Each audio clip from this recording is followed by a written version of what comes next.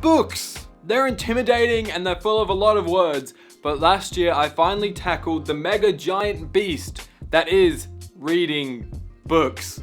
Now I know that this is kind of dumb, that I only just really started reading books. People read them for their whole lives, but last year, 2019, I read 12 books in 12 months, something that was a pretty nice accomplishment for me. Now these books range from short to long, from self-help books to cult classics, from fiction to non-fiction. I read a wide range of books, and I learned quite a lot from them.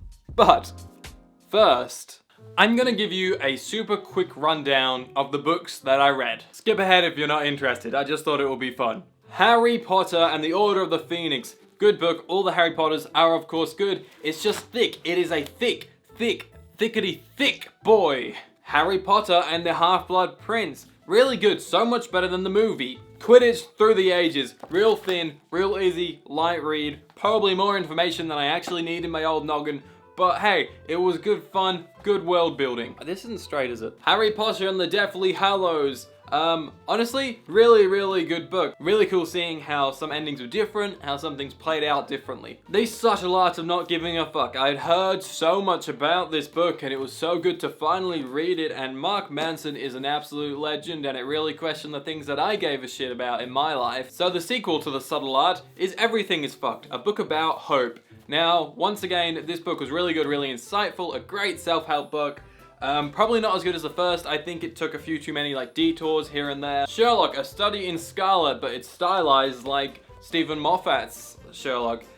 Pretty good book, honestly. I was kind of bored for the last half. Beatles 66. This is an in-depth look, month by month. Really cool, really insightful, and it really allows you to break down why the Beatles made the decisions that they made and why their music style changed. It's a thick book though, really in-depth. Can get a little stale in parts, but worth the read if you're a die-hard Beatles fan. Creativity Inc.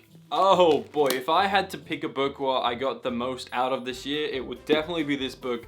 It is so smart. Ed Catmull is a genius. Just learning the way that they sort of brainstorm when talking about movies and they give feedback to each other was something that I really took on board at the end of last year when working on my latest film. Now, when I was getting hyped for Star Wars The Rise of Skywalker, I read this book, Star Wars Last Shot. It's a book in the Disney universe of Star Wars, and I'd heard a lot about it, and it's a lot of fun, nothing to take too seriously, a lot more funnier than I thought it would be.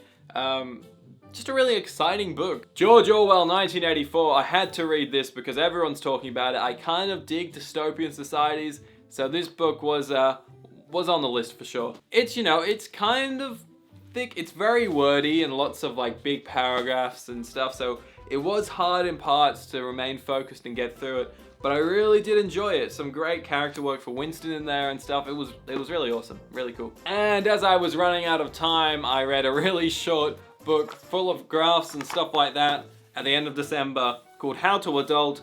Honestly, pretty good, pretty funny, got some good memes in there.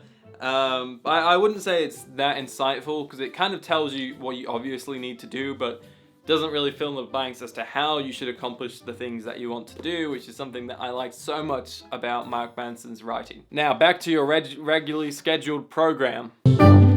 You can see that these books range in genre a lot. I was mainly just ticking off some of the cult classics which I'd heard so much about. I have my own reasoning as to why I chose to read a lot of these, but I won't bore you with that. All I'll say is that throughout middle and high school, I only read one book. I think it was called I Am David. My teachers would hate the fact that I'm now admitting that. I didn't read the books that I wrote all the essays on and stuff. I fluked and I used Google. But I'm pretty sure the majority of my year did the same thing, so I'm not gonna take all the blame there. So why, after all these years, did I go back to reading? Now really it's because I was starting uni in January of 2019 or February, and I knew that I would probably have to do a lot of reading there. Turns out that I didn't. But I didn't know that at the time, so I wanted to get myself better and faster at reading so I wouldn't fall behind with my classwork and stuff like that. So that's when I set up my 12 books in 12 months challenge, something that I want to beat this year.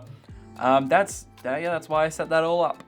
So, 12 books in 12 months. What did I learn?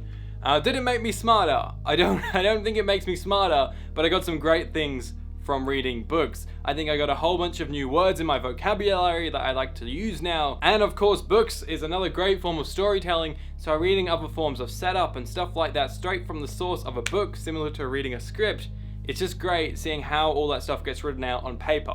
Also, my reading ability, I can read so much faster than I could in the past, because I do still read word for word when I read. I can't speed read or anything like that, but it's just great to have that accomplishment. For a long time, people have been obsessed with reading books. It's something that, until last year, I've never been able to understand, but now I do.